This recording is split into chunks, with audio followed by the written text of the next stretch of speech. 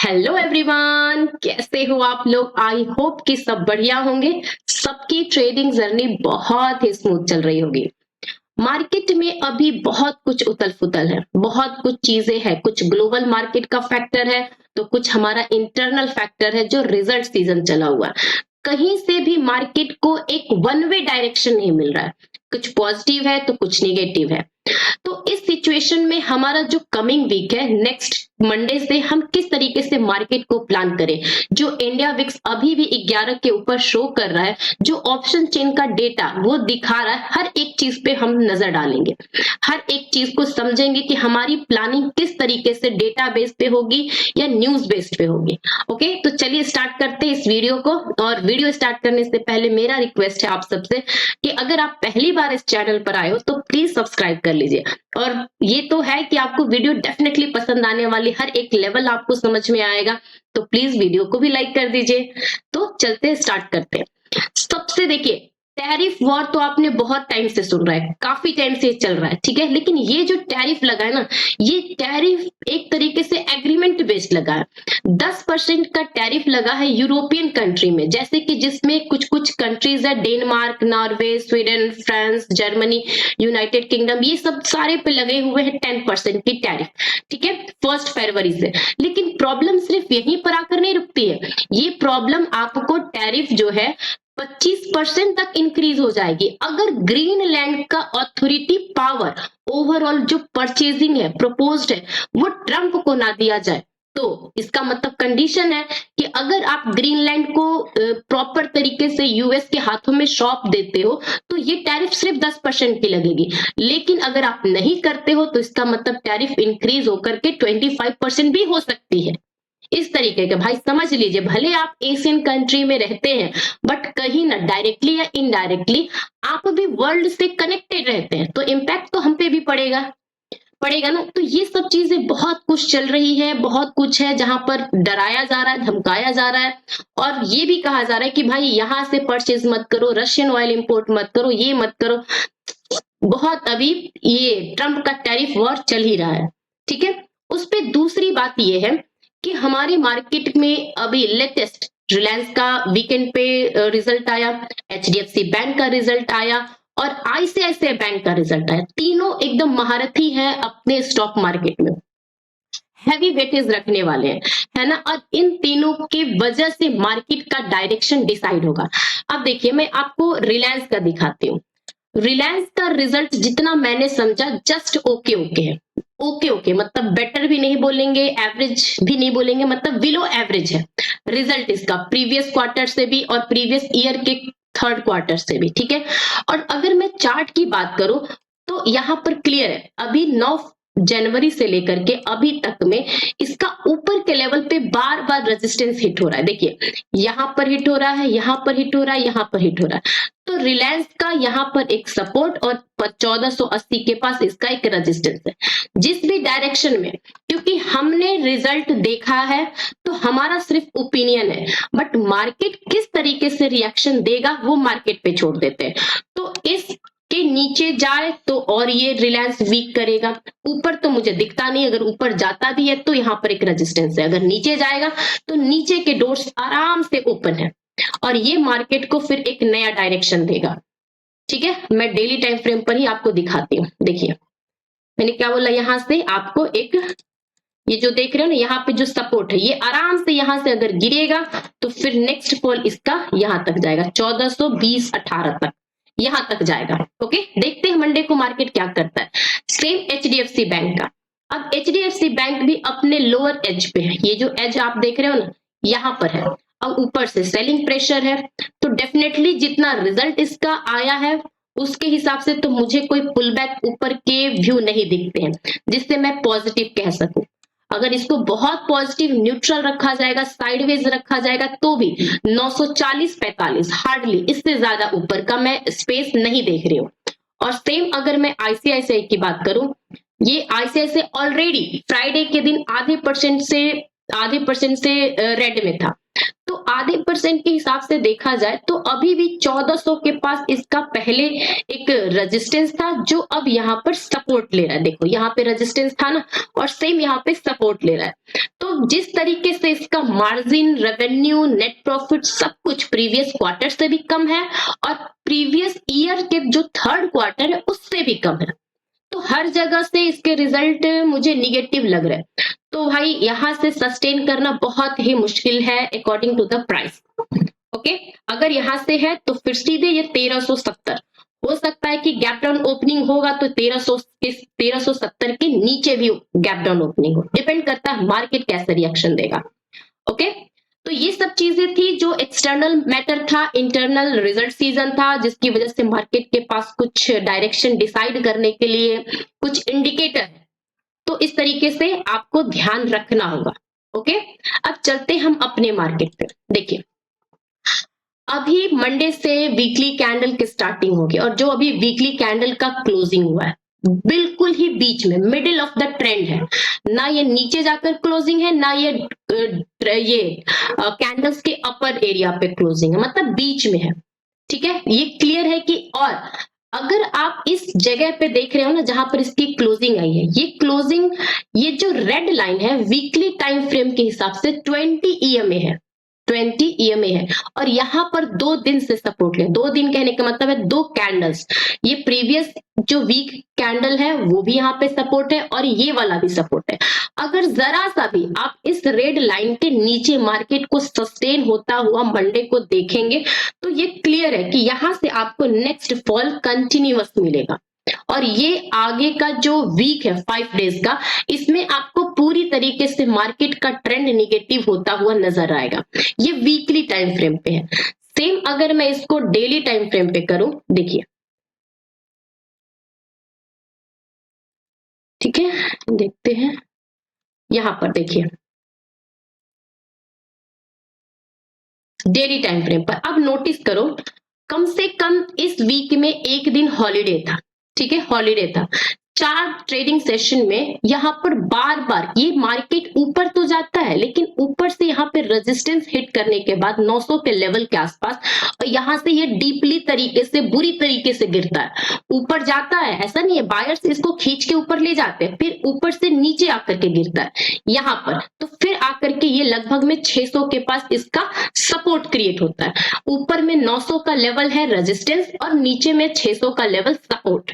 ठीक है, अब मार्केट में जिस तरीके से मोमेंटम क्रिएट हुआ है, प्राइस एक्शन बना है, प्राइस बायर और सेलर के बीच की जो टशन है, ये दिखाता है कि ऊपर के लेवल पे सेलर बार बार हावी हो रहे हैं, नीचे के लेवल पे पुश करके ला रहे हैं, और नीचे के लेवल पे बायर है जो गिव अप करने का नाम नहीं लेते हैं। यहाँ पर ये कॉन्सेप्ट क्लियर है। अब इस हिसाब से नेक्स्ट वीक के लिए भी ऊपर के लेवल पे 900 920 का रेजिस्टेंस और नीचे पे 600 और 580 का सपोर्ट क्रिएट है, ये वाला लेवल। ठीक है, अब सेम चीज को मैं अगर बैंक निफ्टी से करूं कंपेयर, ध्यान से समझिए, बैंक निफ्टी 9 और 20 दोनों EMA के ऊपर है, जबकि निफ्टी 9 और 20 दोनों EMA के नीचे है, और ये 60,000 के पास जाकर के इसका जो कैंडल है ये दिखाता है कि यहाँ पर पूरी तरीके से बुल्स हावी थे, और ये यहाँ पर इसकी क्लोजिंग हुई है ना। इसका मतलब है कि निफ्टी के कंपैरिजन बैंक निफ्टी अभी भी स्ट्रांग है, यहाँ पर अभी भी बायर्स है जो इस लेवल को होल्ड कर रहे हैं, प्रोटेक्ट कर रहे हैं। लेकिन अगर मैं सेंसेक्स की बात करूं, ठीक है, सेंसेक्स की बात करते हैं। अब इस सेंसेक्स में आप खुद समझिए, सेम इसका भी सिचुएशन वैसा ही है, निफ्टी जैसा ही। यहां पर क्लियर है, इसमें ऊपर के लेवल पे बार बार रेजिस्टेंस है, 84,050 80 ये सब जो लेवल है यहाँ पर, और सेम नीचे के लेवल पे सपोर्ट है। अगर इस सपोर्ट के नीचे में जरा सा भी मार्केट अप्रोच करता है, डायरेक्शन इसका निगेटिव करता है, तो कहीं ना कहीं ये ओवरऑल अपने ट्रेंड को निगेटिव करेगा, ट्रेंड को निगेटिव करेगा। ओके, अब चलते हैं 5 मिनट टाइम फ्रेम के हिसाब से समझते हैं। देखिए यहां तक से हमारे पास विजन है कि मार्केट में रिजल्ट भी कुछ खास नहीं आ रहे हैं, ग्लोबल मार्केट का भी इम्पैक्ट है, हमारे मार्केट में ऊपर के लेवल पे बायर टिक नहीं पा रहे, सेलर हावी हो जा रहा है, ये सब ट्रिगर हमारे है सब कुछ। अब उस बिटवीन अगर हम इंडिकेशन देखें तो यहाँ पर आप देखिए गिफ्ट निफ्टी जो इंडिकेट कर रहा है, यहां से 780 के पास से ये पूरी तरीके से गिरा है, ठीक है, गिरा है ना 16 जनवरी को, लेकिन थोड़ा सा जो बाउंस किया ना, आप देखो आपको दिख रहा होगा छोटा कैंडल, बट यहाँ से 640 से लेकर के 720 लगभग में 80 पॉइंट का यहाँ पे रिकवरी है ना, बट पहले जो सपोर्ट था ये देख रहे हो ना, अब यहाँ पर इसका रेजिस्टेंस बन चुका है। यही दोनों में फर्क है कि पहले जो सपोर्ट था अब यहाँ पर रेजिस्टेंस है। तो जब तक से 740 750 के ऊपर इसकी सस्टेन ना करे गिफ्ट निफ्टी या ओपनिंग ना दिखाए, तो हाईली चांसेस है कि मार्केट इस जगह पे फिर से रिजेक्शन लेगा, ठीक है, फिर से रिजेक्शन लेगा। तो हमें इस चीज को जो हमें इंडिकेट करेगा गिफ्ट निफ्टी मॉर्निंग के टाइम में, हमें उस पर ध्यान रखना है कि किस लेवल पे इसकी इंडिकेशन दिखा रहा है, किस लेवल पे 9 बजे के आसपास घूमता हुआ नजर आ रहा है। ओके, ये सब चीज को हम ध्यान में रखेंगे। उसके बाद अब आते हैं निफ्टी के 5 मिनट चार्ट पे। सबसे पहले देखिए 5 मिनट पे क्या क्या हुआ। देखिए फ्राइडे के दिन जैसे हमारी प्लानिंग थी, एक्चुअली मैं फ्राइडे के दिन ज्यादा एक्टिव थी नहीं, कुछ पर्सनल वर्क से मैं खुद बिजी थी, तो मैंने सिर्फ ओपनिंग के टाइम पे आपके साथ लेवल डिस्कस किए थे कि 700 के ऊपर 820 और 700 के नीचे 620 तक।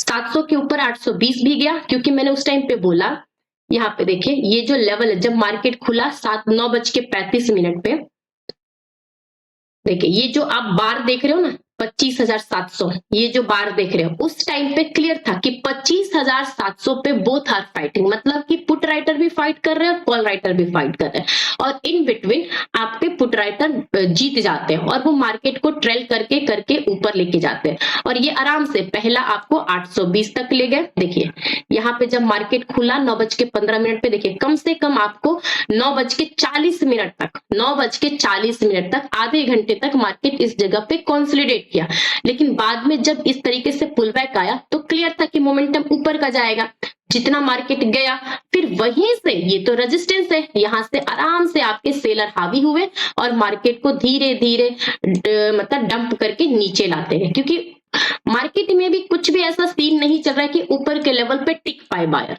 कोशिश कर रहे हैं बट टिक नहीं पा रहे हैं, फेल हो जा रहा है। तो जिस तरीके से मार्केट में फिर से सेलर हावी हुए हैं और 700 720 के लेवल पे क्लोजिंग हुई है, अब यहाँ पे सबसे जरूरी चीज देखने की है। अब देखिए मार्केट पास 2 दिन है, मंडे और ट्यूसडे के दिन इसकी एक्सपायरी है, 694 और यहाँ पे 718, मतलब कि लगभग में 25 पॉइंट का गैप है दोनों में, 25 पॉइंट का गैप है, और इस गैप के हिसाब से 700 के लेवल पे देखिए 108 रुपए का प्रीमियम है, और यहां पर आपको 700 के लेवल पे 90 रुपए का प्रीमियम है। ये जस्टिफाई करता है कि अभी भी मोमेंटम बाकी है, मोमेंटम मिलना चाहिए, क्योंकि ये 2 दिन के हिसाब से इसका जो प्रीमियम वैल्यू है अभी भी ज्यादा है, और अगर ये प्रीमियम सुबह में मान लीजिए कि मेल्ट नहीं हुआ जितना होना चाहिए, लेकिन फिर भी यहाँ पर एज इट इज है, इसका मतलब क्लियर है कि मोमेंटम अभी भी रहेगा, वोलेटिलिटी बनी रहेगी, और आप नीचे हो या ऊपर के डायरेक्शन पकड़ो किसी भी, आपको दोनों साइड के मार्केट मूव देगा, ऊपर नीचे किसी भी डायरेक्शन में, जिस भी डायरेक्शन में मार्केट निकले अपने इंपॉर्टेंट लेवल से प्ले करिए, क्योंकि मोमेंटम मिलेंगे, यही फायदा होता है। मैं हमेशा बात कहती हूँ आपसे इंडिया विक्स का, देखिए इंडिया विक्स जब तक से इंडिया विक्स ये 9 EMA के ट्रेंड को फॉलो करते हुए ऊपर जा रहा है, तब तक से इंडिया विक्स ये दिखाता है कि मार्केट में वॉलेटिलिटी है, बिल्कुल वॉलेटिलिटी है। यही टाइम होता है ऑप्शन ट्रेडिंग में, क्योंकि आपको चाहिए मोमेंटम के हिसाब से प्रीमियम में मूवमेंट, वो मूवमेंट मिलेगा चाहे आप बायर हो या सेलर हो, मूवमेंट है तो प्ले करिए, ठीक है। अब सेम हम आते हैं प्रीमियम के हिसाब से, देखिए 700 के लेवल पे लगभग में मार्केट ने 1 घंटे टशन किया, और सेम देखिए 700 का कॉल साइड का प्रीमियम, ये भी 1 घंटे तक इसी लेवल पे अटका रहा, और सेम यहाँ पे 700 का पुट देखिए ये भी 1 घंटे से यहीं पर अटका हुआ है। तो जिस भी डायरेक्शन को अगर ये प्रीमियम स्पाइक हो तो इधर मूव करिए, अगर यहाँ पे प्रीमियम स्पाइक हो तो यहाँ मूव करिए, क्योंकि यहाँ पर क्लियर है कि ये जिस तरीके से क्लोजिंग हुई है ना 103 105 का इसका हाई बना है, इसके ऊपर निकलेगा तो और ये पूरी तरीके से सेलर का एसएल खाते हुए, ग्रिप लेते हुए फिर ये निकलेगा, क्योंकि अभी भी 700 के लेवल पे आप खुद देखो 85 लाख की ओआई बिल्डअप है यहाँ पर आपको क्या बोलते हैं कॉल साइड में, और यहाँ पर 68 लाख की ओआई बिल्डअप है पुट साइड में। मतलब अभी भी 2 दिन के हिसाब से है, अभी भी ज्यादा है, 1 करोड़ नहीं है लेकिन फिर भी है, इतने में आपको मूव मिलने चाहिए। ओके, तो उसको ध्यान में रखिएगा। तो लेवल्स किस तरीके से है, 700 के नीचे देखिए, ध्यान रखिएगा कि 700 के नीचे एक बार जो मार्केट है, 700 के नीचे एक बार मार्केट लगभग में 620 के पास एक बार हर्डल लेगा। क्यों मैं कह रही हूँ, क्योंकि देखिए ये जो 2 बार यहाँ पे सपोर्ट लिया ना, एक यहाँ पे सपोर्ट लिया है और एक यहाँ पे सपोर्ट लिया, सेम आपको 620 600 के लेवल पे एक बार मार्केट रुकेगा। जब यहां से फॉल आए तो समझ लेना कि ये पूरे तरीके से यहाँ पर बैठे हुए जितने भी बायर हैं सबके एसएल ट्रिगर होंगे और ये ट्रेल करते करते एक 480 तक का आराम से फॉल मिलेगा। अब डिपेंड करता है कि कहीं ये गैप डाउन में ओपनिंग में ही ना हो जाए, डिपेंड करता है, मैंने भी ये क्लियर कर दिया। यहां से सीधे इसका स्पेस यहां तक का है, उस तरीके से प्ले करिएगा। और ऊपर अगर ज्यादा लगा मार्केट में कि रिवर्स हो रहा है या यहाँ पर मार्केट में रिजल्ट के बेसिस पे जो आपको एचडीएफसी बैंक है, रिलायंस है, आईसीआईसीआई तो नहीं, एचडीएफसी और रिलायंस के दम पे थोड़ा सा भी पुल बैक आए तो ज्यादा से ज्यादा मैं आपको यहाँ 820 800 तक मैं लेवल देखती हूँ, बस इससे ज्यादा अभी ऊपर नहीं, क्योंकि ऐसा कुछ दिख नहीं रहा है डेटा कि पॉजिटिव हर जगह है और हर जगह आपके बायर्स ग्रिप किए हुए मार्केट को नहीं दिख रहा है। ओके, सेंसेक्स में आते हैं। सेंसेक्स का भी सेम रूल वही कि क्लियर है, अगर यहां से मार्केट गिरा, ये 83,500 480 से नीचे गिरा तो एक बार के लिए सीधे इसका फॉल यहां तक मिलेगा 83,200 तक, बीच में कहीं भी रुकावट नहीं है, 300 पॉइंट्स आपको वन वे मिलेगा। और अगर यहां से जब गिरेगा तो यहाँ पे तो कुछ सोचना ही नहीं है, इसका फॉल फिर डायरेक्ट आपको यहां तक लेके जाएगा 82 950 920 यहां तक ट्रेल करते रहिए।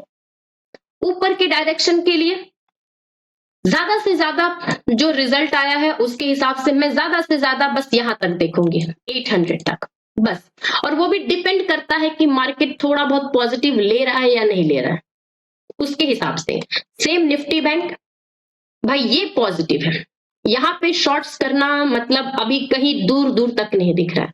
आईसीआईसीआई का रिजल्ट निगेटिव है, उसके दम पर अगर गैप डाउन ओपनिंग होती भी है तो हमें ध्यान रखना होगा कि कहीं ये गैप डाउन ओपनिंग बायर के एरिया में तो नहीं है, क्योंकि अगर यहाँ पे बायर का एरिया आप देख रहे हो ना यहाँ पर, तो ये क्लियर है कि यहाँ पर अगर ओपनिंग होती है तो आपको वेट करना पड़ेगा, यहाँ पर अगर ओपनिंग होती है तो वेट करना पड़ेगा, क्योंकि यहां से लेकर के 2 जगह यहां तक देखिए, ये देख रहे हो ना 59,900, अगर यहां पर गैप डाउन ओपनिंग होती है तो वेट करिए, यहां से जब पूरी तरीके से मार्केट गिव अप कर दे तो एक बार के लिए फॉल यहाँ पे, और ये फाइनल, ये जो है फाइनल टारगेट होगा डाउन साइड के लिए। और अगर अपर साइड जाना है तो स्लोली स्लोली मूव को कैच करते रहिए 60,400 तक। लेकिन अगर डाउन हुआ, मैंने बोला निगेटिविटी फैली रही मार्केट में, तो ये बैंक निफ्टी ज्यादा वीक होगा due to the ICICI bank, और अगर वीक होगा तो यहां से सीधे गिरेगा तो ये यहां तक जाएगा, फाइनल टारगेट यहां तक। देखिए पॉइंट्स वाइज अगर देखोगे तो 60,000 से 400 मतलब 600 का पॉइंट हुआ, लेकिन मार्केट अगर डाउन जाएगा, निगेटिविटी रहेगी तो निफ्टी से ज्यादा वीक ये होगा, क्योंकि 1 बाय 1 सबके एसएल खाएगा, यहां से भी एसएल लेगा और ये जितने भी पोजीशंस बैठे हुए सब अपने अपने एसएल ट्रिगर करेंगे। ओके, तो इस चीज पे आप ध्यान रखिएगा। और टेलीग्राम ग्रुप का लिंक हमेशा मेरे डिस्क्रिप्शन बॉक्स में रहता है, आप वहीं से ज्वाइन करिए। पहली बार आए हो तो पक्का सब्सक्राइब करो, वीडियो तो अच्छी लगी होगी तो लाइक भी कर दीजिए, बेल आइकॉन क्लिक करके रखिए ताकि जब भी मैं वीडियोस अपलोड करूं तो आपके तक पहले पहुंचे। Okay, have a good day, enjoy your weekend, thank you.